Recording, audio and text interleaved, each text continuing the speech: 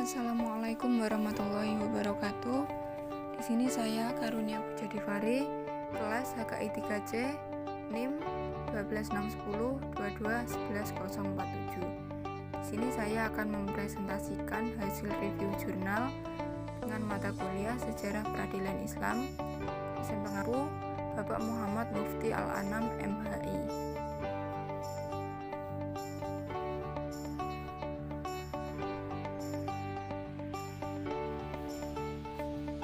Di sini ada 3 judul jurnal yang akan direview, yaitu yang pertama, dampak kapitulasi terhadap peradilan Turki Utsmani. 2. Sejarah hukum Islam di Indonesia dari masa kerajaan Islam sampai Indonesia modern. 3. Eksistensi dan kewenangan Mahkamah Syariah dalam mengadili tindak jinayah di Provinsi Nangro Aceh Darussalam. Untuk yang pertama, yaitu berjudul Dampak Kapitulasi Terhadap Peradilan Turki Utsmani, Jurnal Islamika, Jurnal Ilmu-Ilmu Keislaman, volume dan halaman, volume 18, nomor 2, Desember 2018.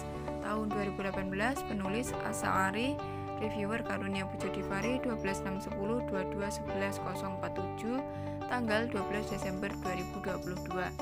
Materi yang digunakan dalam jurnal penelitian ini adalah dampak kapitulasi terhadap peradilan Turki Utsmani dengan beberapa materi dan submateri, di antara lain yaitu dampak kapitulasi terhadap peradilan Turki Utsmani, dampak kapitulasi terhadap pengadilan di teritorial Utsmani yaitu Mesir, Aljazair, Suriah, dan Irak, tanzimat dan penghapusan kapitulasi hukum yang terlambat, dampak kapitulasi hukum terhadap peradilan di seluruh wilayah Turki Utsmani dan Kesultanan Aceh Darussalam.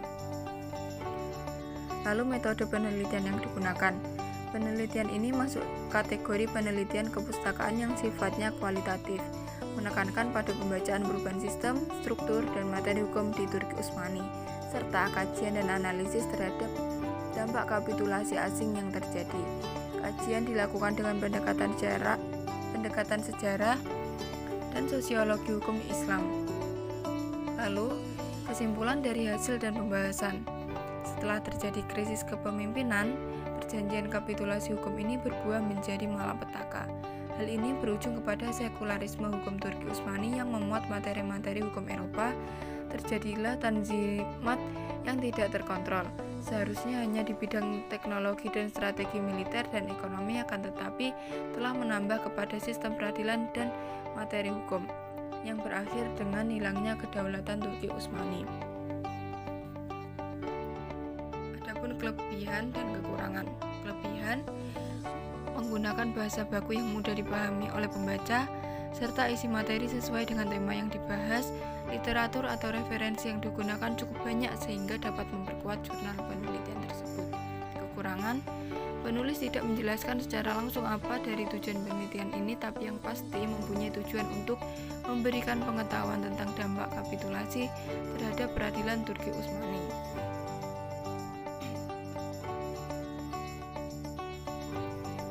Selanjutnya yang nomor 2, yaitu berjudul Sejarah Hukum Islam di Indonesia dari Masa Kerajaan Islam sampai Indonesia Modern.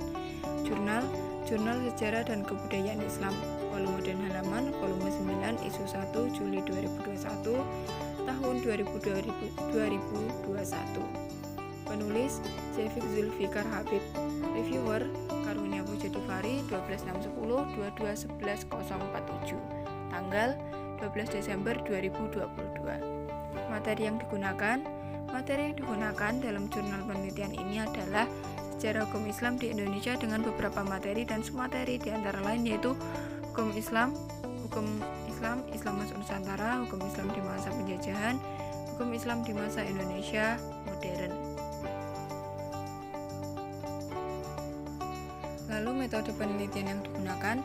Penelitian ini merupakan penelitian kepustakaan yang dibuat berdasarkan data deskriptif kualitatif tentang sejarah perkembangan hukum Islam.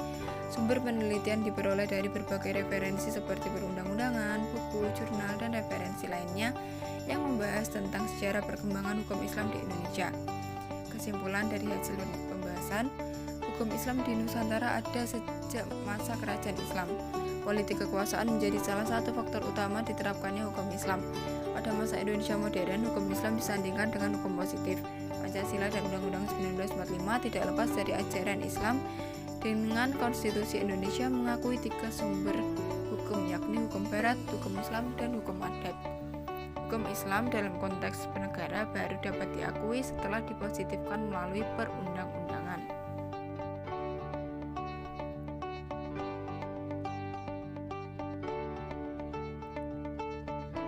Lalu kelebihan, jurnal ini menggunakan bahasa baku yang tidak berbelit-belit dan tersusun secara sistematis. Pembahasan sesuai dengan tema yang diusung dan tersusun dengan runtut. Kekurangan, dalam penulisan abstrak hanya menggunakan bahasa Inggris yang seharusnya dengan bahasa Indonesia juga agar pembaca yang kurang mahir berbahasa Inggris bisa membaca dan mengerti apa yang tertulis dalam abstrak tersebut.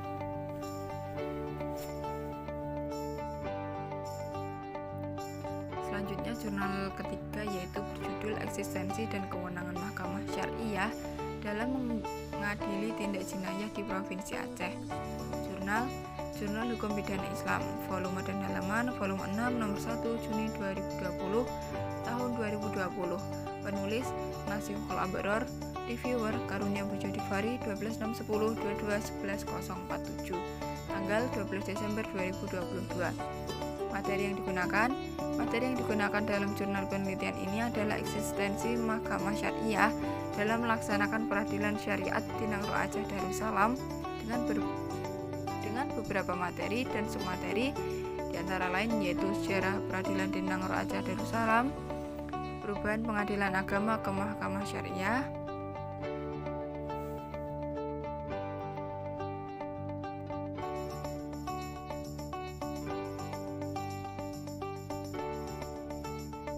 lalu kewenangan Mahkamah Syariah dan Pengadilan Negeri, konun yang dihasilkan berkaitan dengan pidana, putusan Mahkamah Syariah tentang jinayah dan peresmian Mahkamah Syariah.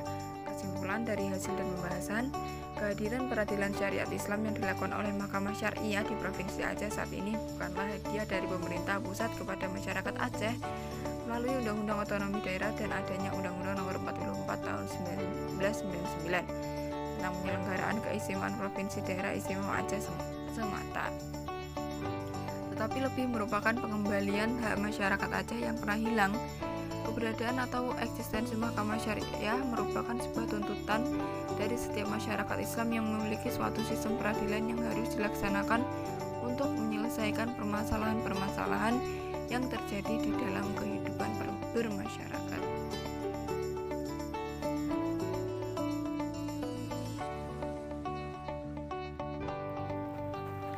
Untuk yang kelebihan, jurnal ini mempunyai identitas yang jelas.